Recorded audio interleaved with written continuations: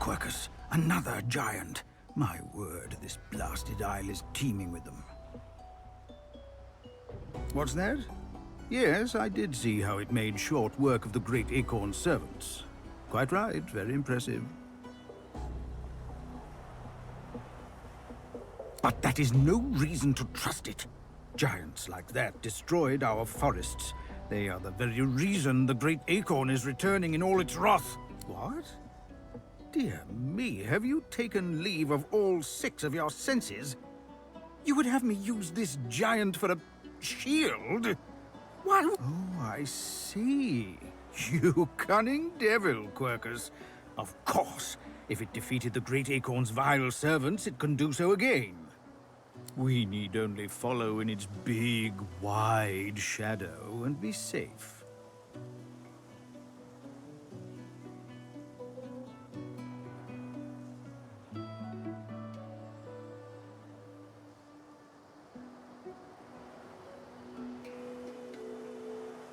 Egad!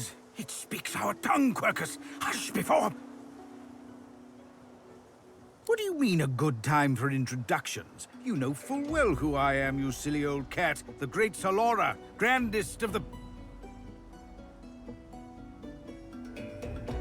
Oh, introduce myself to the giant.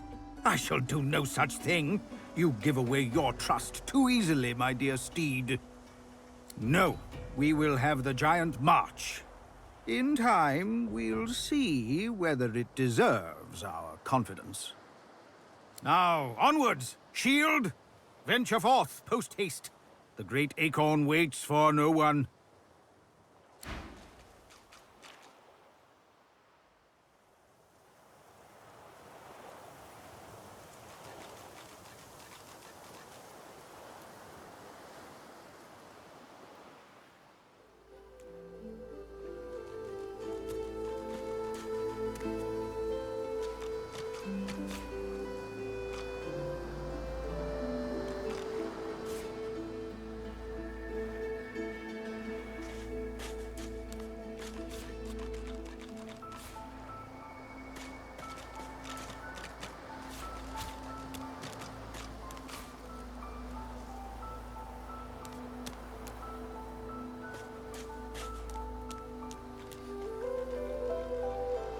You spot a strange lizard gazing over the water with a steady, malcontent stare. His skin is of a bright, blood-red color. Could he be... Yes, you recognize him from the ship. It would seem you're not the only one who survived the tentacles of the deep.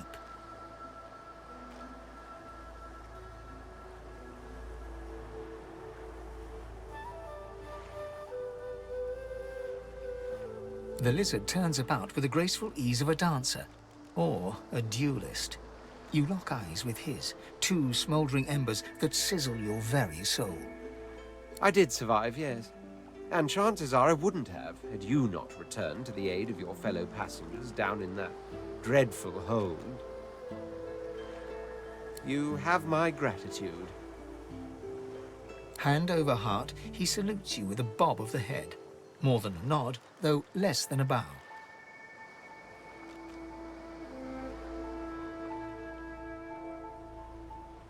Yes, I'm sure you've all the makings of a hero and all that, but let's not get carried away, shall we? Nevertheless, one good turn does deserve another, so as far as the whole slave business is concerned, let's just forget about it. You may as well have your freedom. Now then, if there's nothing further... I'm sure I don't mean to sound condescending, but I had thought it quite self-evident I was gazing out over the waves. He sighs dramatically. Tell me, what do you see when you cast your glance over this ocean?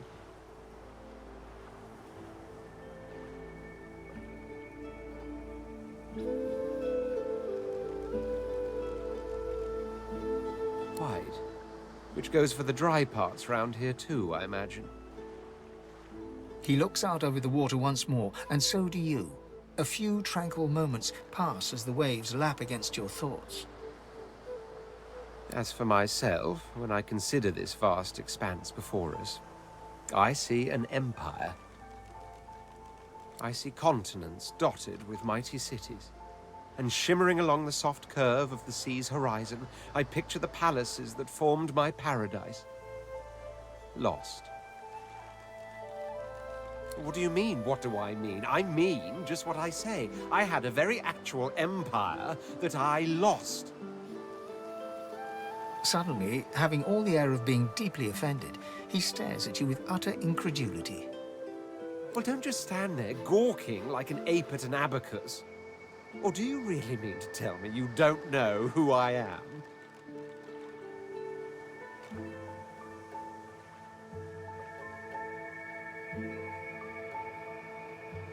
Oh, may the Seven have mercy on their own creation.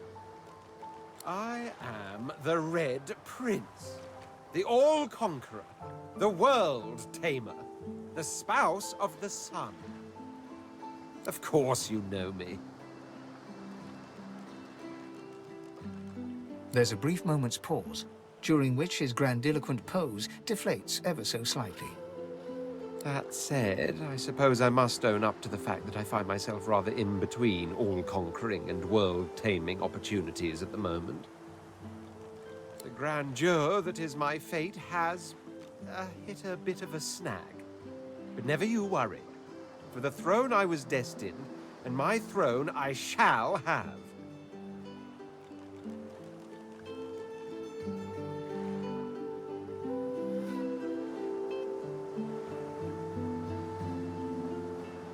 This and that. Tag along. Do you really mean to compare the fate of an empire to whatever foibles you seek to fix? On the other hand, I really could do with a dog's body. And you've already proven to be trustworthy enough. You came back for the others on that ship, after all. Fine, I accept. On one condition. For reasons I'll not disclose right now, it is imperative that I should meet with a dreamer, one of the mystics of my kind. I've reason to believe one of them may be present on this island. Promise me we'll look for him, and I'll extend you the blessing of my company.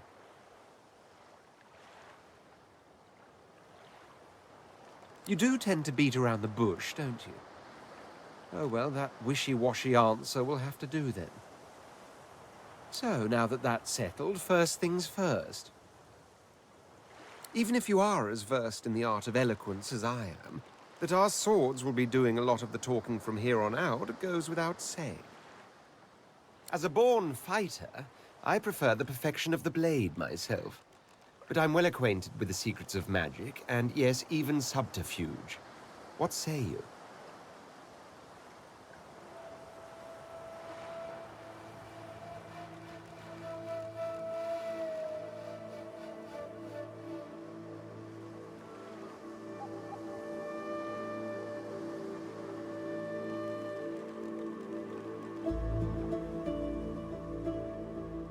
Very well. Onwards, then, to victory or death. The Red Prince nods and gives you a smile that wavers ever so delicately between courtesy and contempt. Now, as you're aware, you'll be traveling with a prince. Proper forms of address include Your Majesty, Your Royal Highness, or if you're feeling particularly frivolous, Milord. As your luck would have it, I seem to be fresh out of luggage, so you won't be required to carry my belongings. Of course, there are other forms of protocol to bear in mind, but I'll see to it you'll pick up the rest as we go. So, without further ado, let us be off!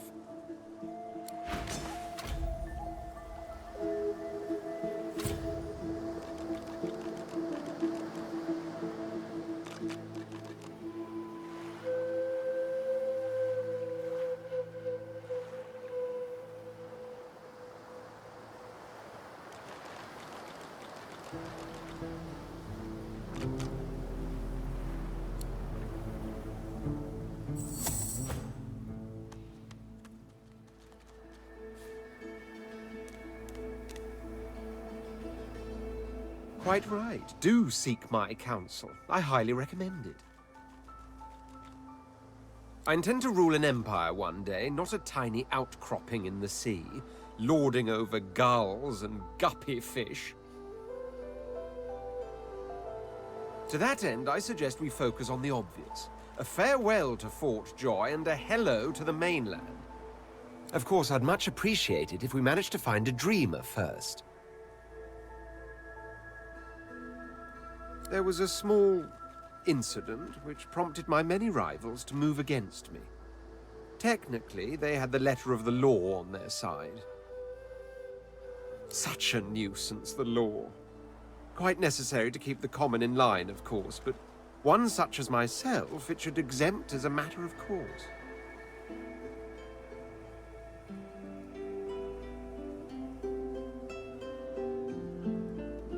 What I meant was that, being authority, I shouldn't be under any thumb.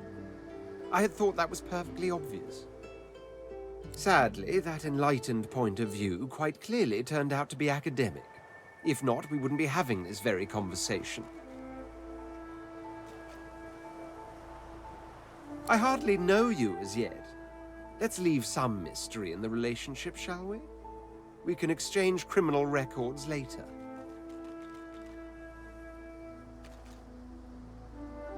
There isn't much to say, but for the fact that I simply must. It's the portent of it all. I can feel it. The revelation will be world-changing. I just know it. And justified it is too. You'll be a witness to wonders, I assure you. As certain as the sun, such is my conviction. I will be, then grow beyond being.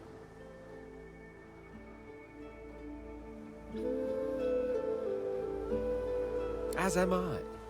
A prince should die of old age or on the battlefield. Anything else could be construed as weakness of character. That said, I've the distinct feeling I wasn't meant to die today, for despite your heroics, I was still cast into the water. I sank. But there was something in the water. A voice made of air that soothed my flooding lungs. There was sudden light, warmth, life.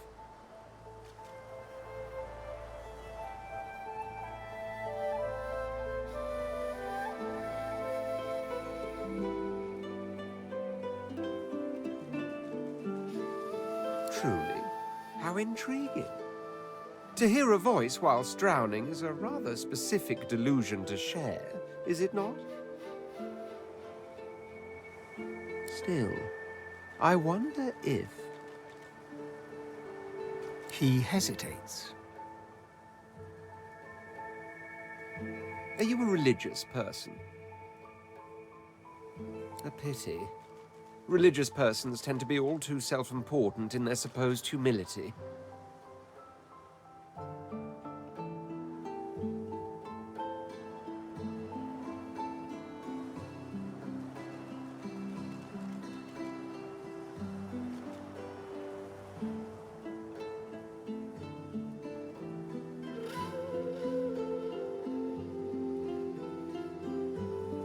As for myself, I perform the ancient rites of prayer and ceremony with a kind of languid indulgence.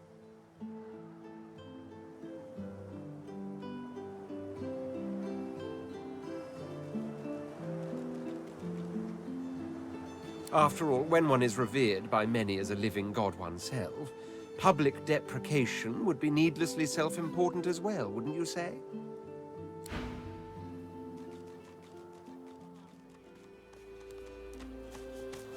Alexander. But wait, he's too well protected here. We all stay back, sorcerer, and stay silent. Our Godwoken speaks. We know you've been helping sorcerers escape, Atusa. We have proof.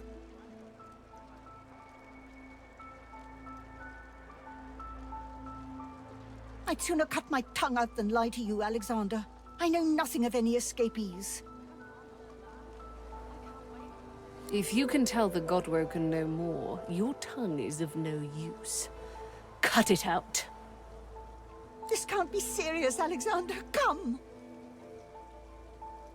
You should know by now to obey your superior, Magister, whatever she may ask.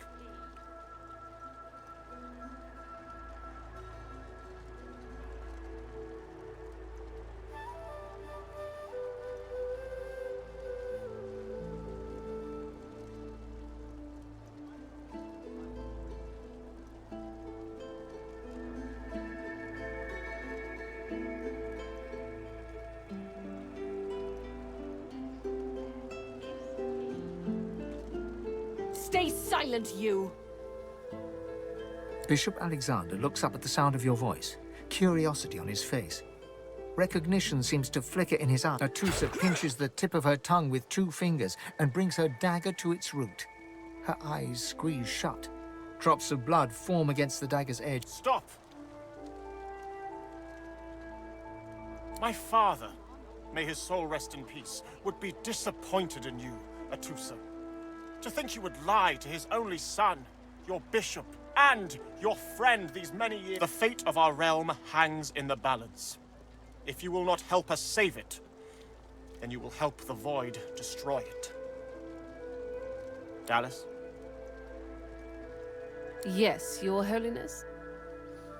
I believe we're done here.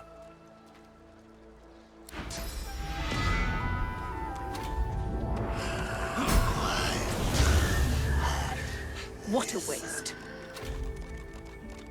Come, we'll be needed elsewhere. I told you I'd known exactly, didn't I?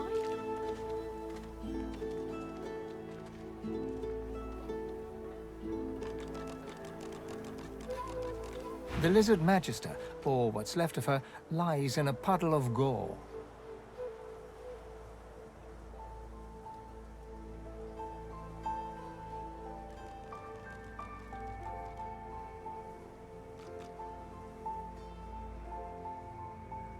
She was a lizard, yet a magister.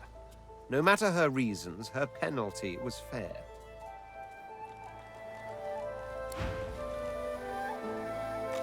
Yes.